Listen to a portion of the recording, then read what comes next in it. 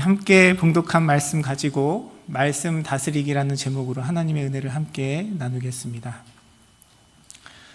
우리 사도행전 말씀을 통해서 초대교회 가운데 나타나는 하나님의 놀라운 역사들을 우리가 함께 나누고 있습니다. 하나님께서 많은 박해 속에서도 주님을 바라보며 기도하고 성령의 충만함을 힘입어 하나님의 사역 가운데 복음을 전하며 살아가는 그 초대교회 사도들을 통해서 성도들 가운데 하나님께서 이적을 행하시고 또 그들 가운데 말씀이 흥왕하여서 부흥의 역사가 나타나는 그런 은혜들을 초대교회 가운데 허락하셨어요. 그런데 우리 인생도 그렇지만 항상 좋은 일만 있을 수 없잖아요. 좋은 일이 있는 반면에 어려움도 경험하게 되고요. 우리가 무엇인가를 잘 이루어가면서 또한 실수도 하게 마련인 것이 우리의 인생입니다. 오늘 본문의 말씀은 그 하나님의 역사와 놀라운 은혜가 경험되고 있던 초대교회 가운데 하나의 오점, 사람들의 죄악, 실수를 기록하고 있어요. 그 주인공이 되는 사람이 바로 아나니아와 또 그의 아내인 삽비라입니다. 여러분, 이 내용의 말씀들 아마 신앙생활하면서 이렇게 많이 들으셨으리라 생각이 듭니다. 우리가 말씀을 통해 함께 나누었던 것처럼 초대교회 당시에는 함께 믿음의 삶을 이루어가는 성도들 간에 합의가 있었습니다. 그들의 소유를 다 팔아서 어려운 사람들, 가난한 사람들과 함께 나누고 그들의 필요를 채우고자 하는 그 공공의 약속이 있었어요. 그렇게 하나님께 자신의 재산과 소유를 팔아서 함께 나누는 복된 일이 있었는데 그 일 가운데 하나님께 감추고 속였던 한 부부의 이야기가 오늘 본문에 등장합니다. 그들은 하나님 앞에 자신의 재산과 또 소유를 파는 일에 있어서 그것을 온전히 다 드리지 않고 일부를 감추었다라고 이야기를 합니다. 그리고 그렇게 그 감춘 결과로 인해서 하나님께 심판을 받아 죽임을 당한 사건이 사도행전 5장에 등장하죠. 우리로서는 참 이해하기 어렵고 또 어떤 한편으로서는 부담이 되는 말씀입니다. 그리고 참 안타깝게도요, 많은 그 이단에서 또 하나님의 말씀을 빌어 거짓으로 증거하는 그 사이비 교단에서 많이 악용하는 말씀이 이 말씀이기도 합니다. 이 이야기를 근거로 전 재산을 팔아 주님께 드려라 라고 이렇게 강요하고 또 그것에 대한 부담을 주는 그런 또 잘못된 가르침을 전하는 그런 집단과 또 사람들도 있죠. 이 말씀을 보면 사실 우리에게 부담이 됩니다. 하나님께 전 재산을 팔아서 드려라. 그것이 주님의 뜻이면 당연히 그렇게 해야죠. 그런데 성경이 우리에게 기본적으로 이야기하고 있는 것은 무엇이냐면 하나님께서 주신 모든 것 속에서 하나님 앞에 드리는 믿음의 공동체뿐만 아니라 우리의 삶의 모든 영역이 하나님의 통치와 다스림 가운데 이루어진다는 것입니다. 주님께 물질을 드리고 섬기는 것뿐만이 아니라 하나님께서 주시는 물질 가운데 우리의 가족을 돌보고 우리의 삶을 영위하는 것도 하나님께서 맡겨주신 우리의 사역의 영역이고요. 그리고 오늘 본문에 기록된 사도행전의 초대교회의 모습은 여러 번 말씀드렸듯이 그 초대교회 상황 속에서 특수한 상황이라는 것이죠. 사실 우리에게 더 중요한 교훈과 깨달음은 무엇이냐면 이 사건을 통해서 우리가 우리 삶 속에 경험되어지는 여러 가지 문제와 갈등들을 바라보는 가치관과 시각을 배워야 한다는 것입니다. 오늘날 우리의 공동체 가운데 누군가가 자신의 재산을 팔아서 아나니아와 같이 그 일부를 주님께 드린다면 사실 그것만으로도 대단한 믿음이라 생각될 수 있을 것 같아요. 내가 가진 어떤 소유를 팔아서 하나님께 일부를 드린다. 귀한 믿음이죠. 그런데 아나니아는 그것 가운데 하나님께서 기뻐하지 아니하시는 어떤 그의 마음과 태도 때문에 죽임을 당하는 책망을 받아야 했습니다. 그 문제의 본질이 무엇일까요? 성경은 우리가 그냥 일반적으로 이야기하기에 참 귀한 헌신과 믿음이다라고 이야기할 수 있는 그 일에 대해서 그것을 하나님 앞에 감추고 속인 것이라고 이야기합니다. 우리가 읽지는 않았지만 2절 말씀에 보니까 아나니아가 그의 재산 중에 얼마를 감추어 사도들 발 앞에 두었다는 그 내용에 대해서 이야기하면서 그것을 감추었다라고 표현하는데요. 이 감추다라는 원어의 의미는 무엇이냐면 횡령하다, 도둑질하다는 것입니다. 아니, 자신의 재산을 팔아서 일부를 하나님께 드렸는데 그 행위가 하나님 앞에 횡령하고 도둑질한 일이 되어버린 것입니다. 아나니아의 입장에서, 또 이런 헌신을 드리는 사람의 입장에서는 억울할 수도 있는 일일 것 같아요. 성경은 그 당시 공동체의 모습에 대해서 자세히 기록하고 있진 않지만 아마도 아나니아가 자신의 그런 재산과 소유를 가지기 위해서는 다른 사람들보다 더 많은 애를 쓰고 노력을 했을 것입니다.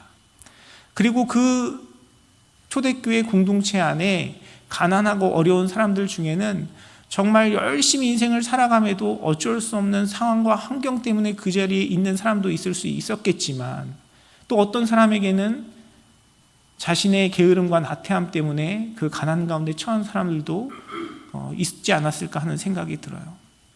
자신이 평생 열심히 일궈온 자신의 피땀과 노력과 인내와 헌신으로 모아놓은 그 재산에 전체를 드리지 않고 일부만 드렸다고 해서 과연 하나님의 책망과 죽임을 당하는 그 일이 하나님의 공의를 나타내는 일인가, 우리는 반문할 수도 있을 것 같습니다.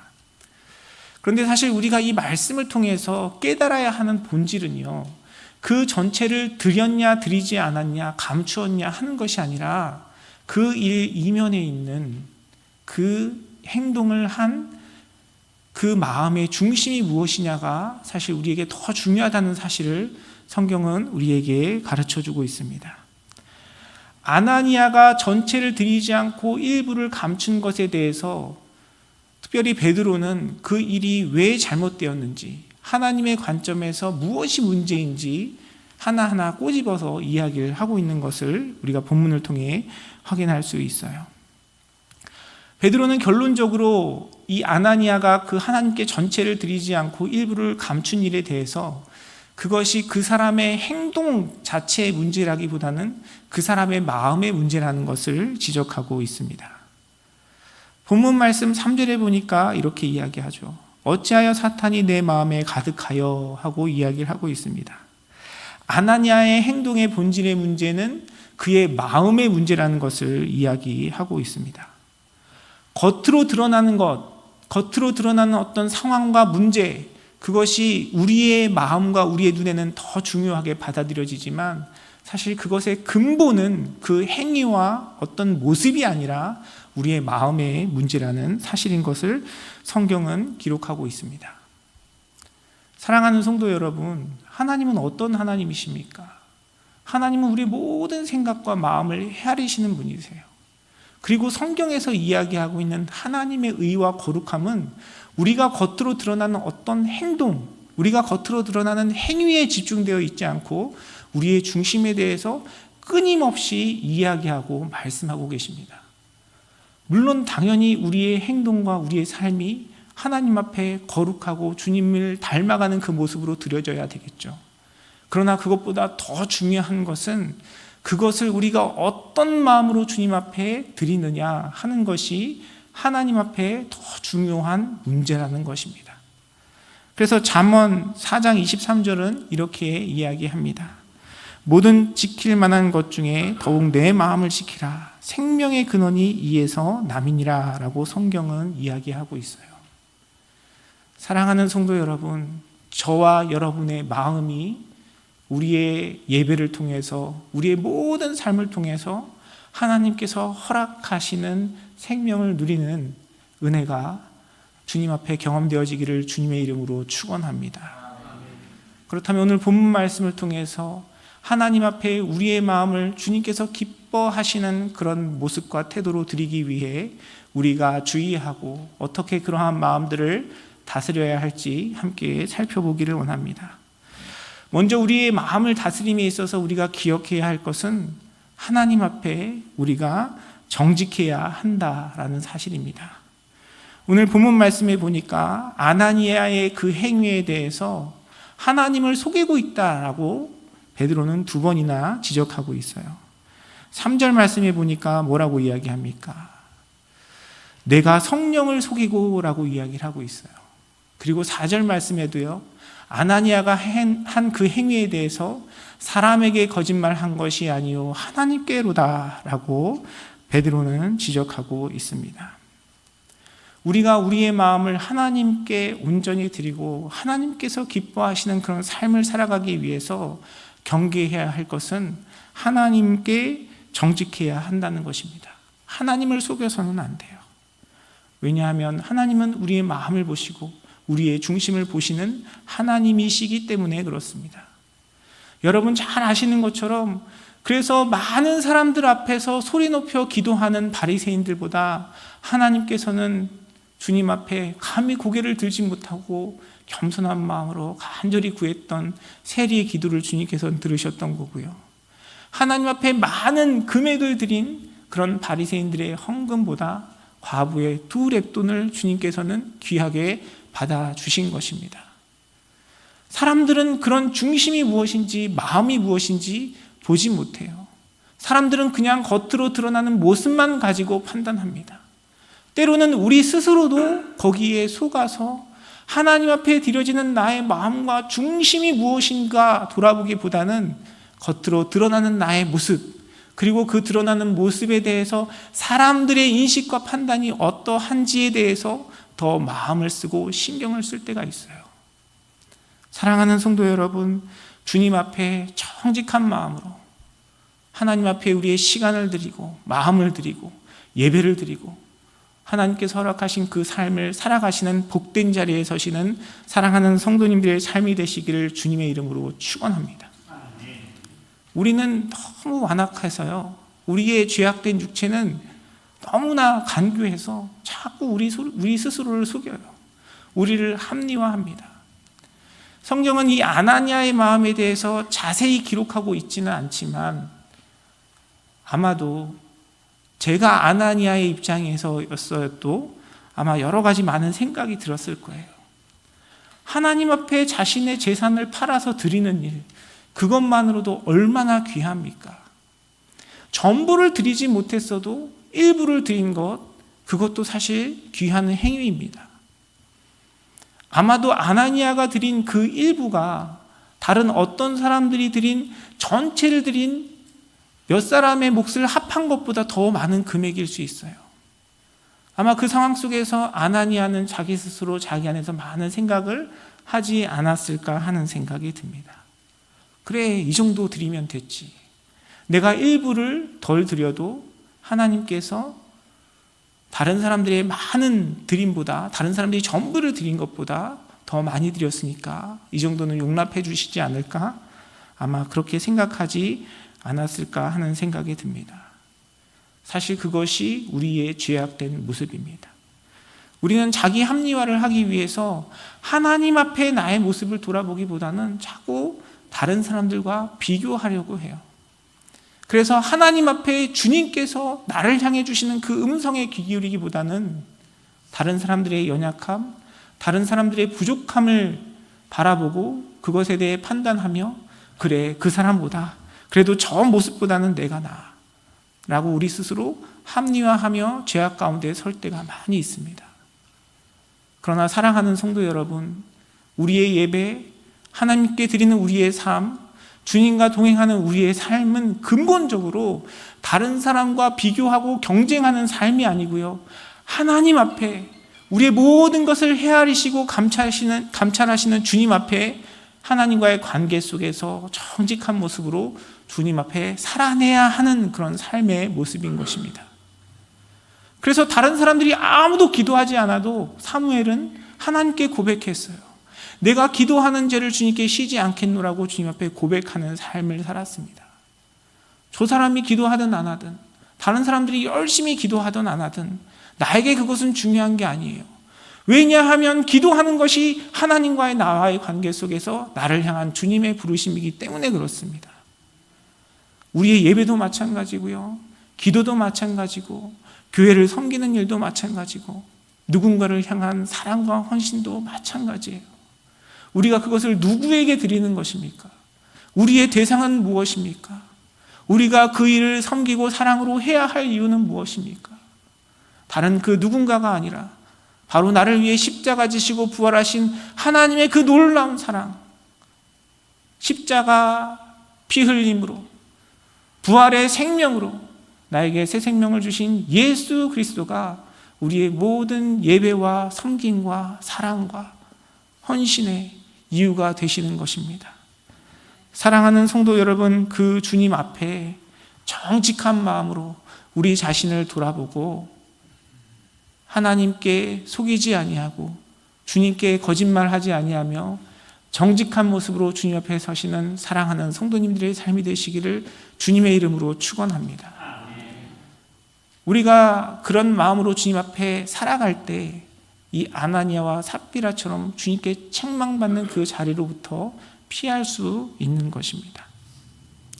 그런데 우리가 가만히 생각해 보면요, 사실 하나님 앞에 내가 주님을 속여야지, 주님께 감추어야지, 하나님께 거짓말해야지 의도하고 작정하는 사람이 누가 있겠습니까? 그런 마음으로 하나님 앞에 예배하고 그런 마음으로 그런 의도를 가지고 주님 앞에 나아가는 사람은 아무도 없을 것입니다. 누가 감히 하나님을 속이겠다고 작정하겠어요? 그것은 하나님을 속이는 것이 아니라 정확하게 얘기하면요, 우리가 속임을 당하는 것입니다. 하나님께 정직하지 못하고 하나님께 거짓말하는 것은 내가 의도적으로 내가 목적을 가지고 내가 하나님을 속이기로 결단하는 일이 아니고요, 우리 가운데 역사하는 사탄의 속임을 받는 것이에요. 그래서 베드로는 이 아나니아를 책망하면서 뭐라고 얘기합니까? 아나니아야, 어찌하여 사탄이 내 마음에 가득하여 라고 이야기를 합니다. 우리가 하나님을 의도적으로 속이고 속이기로 결단하고 작정하고 계획하는 것이 아니라 우리의 마음이 사탄의 속임에 당할 때 우리는 하나님을 속이는 자가 되는 것이죠. 성경은 우리의 인생에 대해서 무엇이라고 이야기합니까? 우리의 인생은 영적인 전쟁이에요. 사탄이 우는 사자와 같이 우리의 마음을 공격하고 우리를 속이고 회방하여 하나님의 관계를 단절하게 하려고 합니다. 들려진 하나님의 말씀, 우리 마음 가운데 뿌려진 하나님의 그 뜻을 빼앗아가려고 하는 것이 사탄의 마음이고요, 그것이 우리로 하여금 하나님의 말씀이 자라지 못하고 성장하지 못하도록 회방하고 시험하는 것이 사탄의 생각인 것입니다. 그래서 우리가 하나님께 정직하고 하나님께 거짓하지 않기 위해서는 이 사탄의 속임수로부터 우리의 마음을 지켜야 하는 것이죠. 여러분, 사탄의 모습이 어떻다고 생각하십니까? 사탄의 형태가 어떠할까요?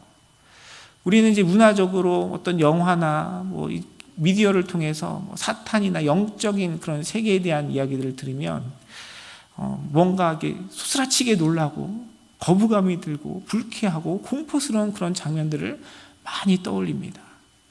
그런데 성경이 이야기하는 사탄의 모습, 사탄의 생각들은 어떠하냐면 그것이 굉장히 고함직도 하고 먹음직해요. 아담과 하와에게 나타났던 그 뱀의 형상으로 나타났던 사탄이 그들을 꿰었을 때 그들 앞에 놓여진 사탄의 생각과 마음은 혐오스럽고 무섭고 두려운 것이 아니고 아담과 하와가 보기에 보암직도 하고 먹음직할 만한 것이었습니다. 그리고 성경에서 이야기하고 있는 이 사탄의 별명이 무엇입니까? 지혜자예요. 지혜자. 사탄은 굉장히 지혜롭습니다. 합리적이에요. 이성적입니다. 단지 그것이 하나님의 뜻에 합하지 않을 뿐입니다. 사랑하는 성도 여러분, 우리가 주님을 의지하지 않고 하나님의 말씀이 우리의 마음을 사로잡고 우리의 마음을 주장하지 않으면요, 우리는 사탄과의 대결에서 넘어져 쓰러질 수밖에 없어요. 왜냐하면 사탄의 지혜가, 사탄의 간궤가 우리보다 더 뛰어나기 때문에 그렇습니다. 그래서 우리가 이 사탄에게 속지 않기 위해서는 늘 하나님의 말씀으로 충만하고 주님의 그 말씀 가운데 성령님과 교제함을 통하여 끊임없이 우리 자신을 돌아보고 하나님 앞에 설 때에 우리는 하나님께 존귀히 쓰임받는, 하나님의 책망과 심판을 받지 않는 온전한 거룩함으로 주님 앞에 드려지는 삶을 살아갈 수 있는 것이죠.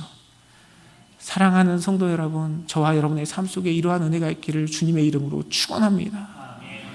여러분, 아나니아와 삽비라의 모습을 보세요. 우리가 성경에 의해서 그냥 이야기로만 들으니까 너희가 하나님 앞에 속이니까 그런 책망을 받지라고 이야기할 수 있는데요, 사실 자신의 재산과 소유를 팔아 그 일부라도 주님 앞에, 공동체 앞에 내어놓겠다라는 믿음이 얼마나 귀한 믿음입니까? 초대교회 가운데 성도들이 마음과 뜻이 합하여져서 우리가 서로의 필요를 채우고 우리 가운데 가난한 사람들을 돕자, 얼마나 귀하고 아름다운 마음이에요. 그러나 그 귀한 일 가운데 그 부르심에 대한 사역과 함께 이루어지는 그 놀라운 역사 가운데서도 사탄은 틈타고요, 우리를 속이고 우리를 넘어지게 하려고 하는 것이 사탄의 마음이에요. 그래서 내가 끊임없이 주님의 말씀과 기도로 주님과 교제하며 하나님께 예배하는 삶을 살아내지 않으면 우리의 마음은 어느 순간 하나님의 은혜와 사랑으로 시작했다 할지라도 사탄에게 넘어져서 주님의 일을 행하면서도, 주님의 일을 이뤄가면서도 그 가운데 하나님께서 기뻐하지 아니하시는 삶의 태도와 모습으로 살아갈 수 있는 것이 우리의 삶인 것입니다. 사랑하는 성도 여러분, 하나님께서 허락하신 이 영적 경쟁 가운데 사탄에게 넘어지지 않고 우리의 마음을 지키고 하나님께서 기뻐하시는 온전한 열매를 올려드리는 저와 여러분의 삶이 되기를 주님의 이름으로 축원합니다. 그래서 내 삶 속에 하나님의 말씀과 기도로 끊임없이 주님과 교제하는 그 시간이 없다면요, 우리는 이미 넘어지고 이미 실패한 것이에요. 내가 그 하나님 말씀 묵상하지 않고 기도로 주님과 교제하면서 내 마음을 돌아보지 않는다면 우리의 마음은 무엇으로 채워지겠습니까? 여러분, 가끔씩 여러분 집안에 대청소를 하실 때가 있을 거라 생각이 듭니다.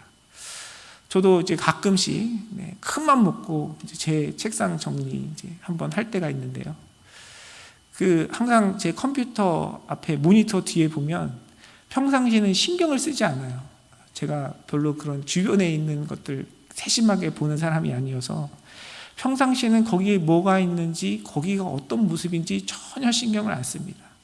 그냥 컴퓨터 앞에 앉으면 제가 해야 할 일, 지금 당장 해야 할 일들에 집중해서 그 일에 막 집중하지, 그 뒤에 먼지가 얼마나 쌓였는지, 거기가 어떤 모습인지 전혀 돌아보지 않아요.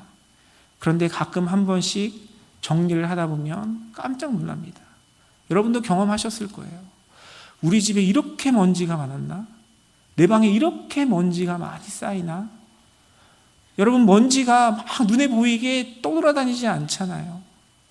어떤 엄청난 매연이나 어떤 많은 더러운 것들이 방 안에 있다고 느껴지지 않잖아요. 그런데 돌보지 않으면요, 어느 순간 쌓입니다.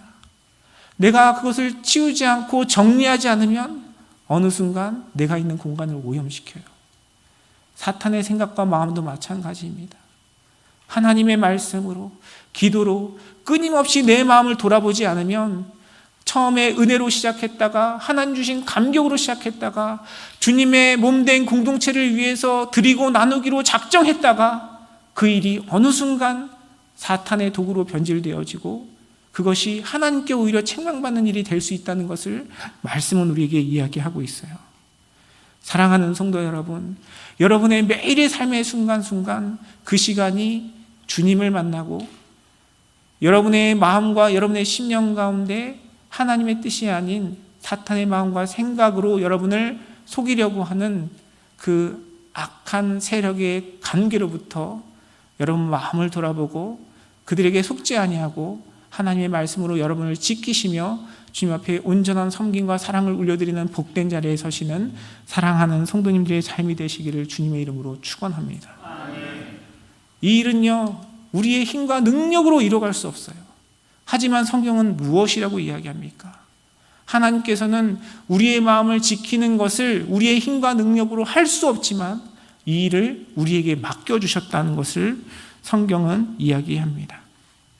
오늘 본문 말씀에 보니까 베드로는 아나니아에 대해서 책망하면서 4절에 무엇이라고 이야기합니까? 내 땅이 그것이 내 마음대로 할 수가 없더냐? 어찌하여 이 일을 내 마음에 두었느냐? 사람에게 거짓말한 것이 아니요 하나님께로다라고 이야기하면서 그 일을 자신의 마음에 두었던 아나니아의 태도에 대해서 책망하며 이야기합니다. 어찌하여 이 일을 내 마음에 두었느냐? 사탄의 속임수와 사탄의 계략으로 그 일을 마음에 둔 것은 누구입니까? 그것은 아나니아 자신이라는 것이에요. 하나님은요, 우리의 힘과 능력으로 감당할 수 없는 그 일을 하나님의 놀라운 역사와 인도하심으로 성령의 감동으로 이끌어 가세요. 그러나 하나님은 우리를 이끌어 가시고 우리 가운데 역사하시는 분이시지만 또한 우리를 존중하시고 우리를 사랑하셔서 우리에게 선택의 기회를 주십니다. 하나님은 끊임없이 우리를 설득하시고 우리에게 은혜를 부어주시지만 하나님께서는 우리가 하나님을 향한 믿음과 사랑으로 주님을 선택하고 주님을 따르기를 원하는 것이 하나님의 계획이고 우리를 이끌어 가시는 방식이라는 것이에요. 그래서 왜 이 아나니아가 경험한 이 사건에 대해서 하나님을 원망할 수 없는 겁니다. 하나님 왜 그러면 아나니아에게 미리 책망하셔서 미리 깨닫게 하셔서 그 일을 피하게 하지 않으셨습니까? 하나님께 원망할 수 없어요. 그리고 이 일에 대해서 그의 마음 가운데 이러한 유혹을 심어준 사탄을 책망할 수도 없는 것입니다. 왜냐하면 하나님께서는 우리를 기계나 로봇으로 만들지 않으시고 하나님께서는 우리에게 말씀하시고 우리에게 선포하시며 주님의 뜻에 귀 기울이고 그 말씀을 받아 하나님의 뜻에 따라 순종하도록 우리를 설득하시고 권면하시는 주님이시기 때문에 그래요.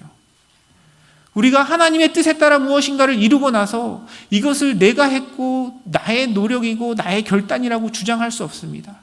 왜냐하면 그 일을 위해서 하나님이 너무나 놀라운 은혜들을 우리 삶 가운데 베풀어 주셨기 때문에 그렇습니다.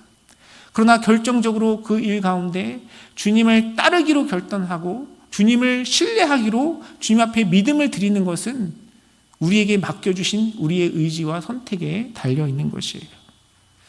그래서 우리는 이 영적인 전쟁 가운데 항상 깨어 있어야 하고요.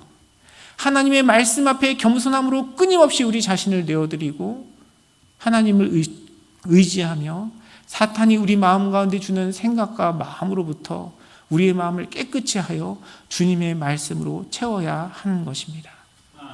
사랑하는 성도 여러분, 하나님께서 우리의 삶 속에 허락하신 이 영적인 전쟁 가운데 방심하지 아니하고 나태하지 아니하고 끊임없이 우리의 마음을 돌아보며 주님을 의지하고 하나님을 향한 믿음과 결단으로 우리의 마음을 지켜 하나님께서 기뻐하시는 복된 삶을 이루어가시는 사랑하는 성도님들의 삶이 되시기를 주님의 이름으로 축원합니다. 에베소서 6장 12절의 말씀은 이렇게 이야기해요. 우리의 씨름은 혈과 육을 상대하는 것이 아니요 통치자들과 권세들과 이 어둠의 세상 주관자들과 하늘에 있는 악의 영들을 상대함이라 라고 이야기하고 있습니다.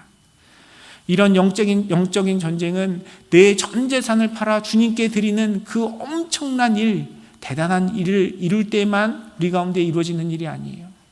우리의 삶의 모든 영역에서 예배를 드리고 있는 이 시간 속에서도 우리의 삶 속에 경험되어지는 모든 상황과 관계와 우리 삶 속에 경험되어지는 모든 일들 가운데서 우리의 영적인 전쟁은 끊임없이 일어나고 있어요.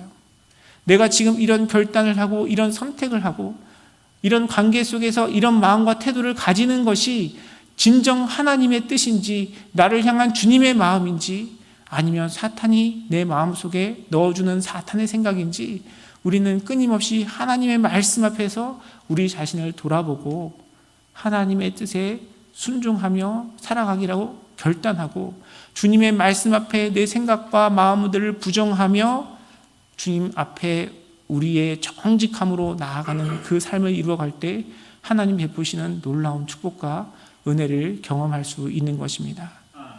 사랑하는 성도 여러분, 여러분의 매일의 삶을 통해서 여러분의 삶의 순간순간 그 모든 것을 주님께 드려 하나님 베푸시는 놀라운 축복과 은혜를 누리시는 사랑하는 성도님들의 삶이 되시기를 주님의 이름으로 축원합니다. 우리가 주님 앞에 예배드리는 이 순간도 마찬가지예요. 여러분 정말 이 시간을 통해서 주님을 만나고 계십니까? 여러분 정말 이 시간을 통해서 하나님께 우리와 함께 하시고 우리의 예배를 받으시는 하나님께 여러분의 마음과 심령과 모든 것을 다하여 주님을 바라보고 주님께 예배드리고 계십니까? 사탄은 이 순간에도 계속 우리의 마음을 회방해요. 본질이 아닌 것, 주님을 바라보기보다는 사람을 바라보게 하고요. 하나님의 역사하심과 하나님의 임재를 바라보기보다는 우리 눈앞에 보이는 사람들, 내 옆에 앉은 사람들을 통해서 하나님을 바라보는 그 일을 회방하는 것이 사탄이 우리 인생 가운데 행하는 일들입니다. 사랑하는 성도 여러분, 여러분이 주님 앞에 나아가는 그 모든 시간들을 통해서 여러분과 함께 하시고 여러분의 인생 가운데 능력을 행하시는 주님을 만나시는 사랑하는 성도님들의 삶이 되시기를 주님의 이름으로 축원합니다. 우리의 모든 인간의 관계도 마찬가지예요. 가족과의 관계도 마찬가지고 우리 하나님께 허락하신 사랑하는 지체들과의 관계 속에서도 마찬가지입니다. 우리의 마음은 늘 갈팡질팡해서요. 하나님 주시는 은혜와 사랑을 고백하며 축복과 사랑을 이야기하다가도 어느 순간 우리 마음 가운데 불평과 원망으로 그 관계를 맺어가는 것이 우리의 연약함이에요. 하나님께서 허락하신 모든 관계 속에서 주님이 주시는 그 마음으로 하나님의 뜻으로 하나님께서 허락하시는 놀라운 축복의 시간들을 누려가시는 사랑하는 성도님들의 삶이 되시기를 주님의 이름으로 축원합니다. 우리 인생 가운데 경험되어지는 모든 문제와 고통도 마찬가지입니다. 우리가 살아가는 삶 속에서 그 문제들을 바라보면, 우리의 현실을 바라보면 지나온 우리의 시간들을 후회하고 나의 선택들을 자책하며 살아갈 수밖에 없는 우리의 인생이지만 그 가운데 역사하시는 주님을 바라보고 그 문제 속에서 하나님의 음성을 들으면 오히려 우리 인생 속의 고난과 아픔은 하나님의 은혜를 경험할 수 있는 기회인 것이고요. 예수 그리스도의 장성한 분량에 이르기까지 우리 자신을 훈련하며 주님을 닮아갈 수 있는 축복이 되는 것입니다. 사랑하는 성도 여러분, 저와 여러분의 삶 속에 이 땅을 살아가는 우리 인생 가운데 또한 믿음의 우리 공동체 가운데 많은 어려움과 갈등과 때로는 우리의 실수가 있지만 그 모든 상황 속에서 늘 우리와 동행하시고 우리 가운데 능력을 행하시는 주님을 바라보며 하나님의 마음으로 주님을 향한 믿음으로 하나님께서 베푸실 놀라운 역사와 은혜를 기대하며 믿음으로 승리하여 하나님께서 베푸시는 놀라운 축복과 은혜를 누리시는 사랑하는 성도님들의 삶이 되시기를 주님의 이름으로 축원합니다.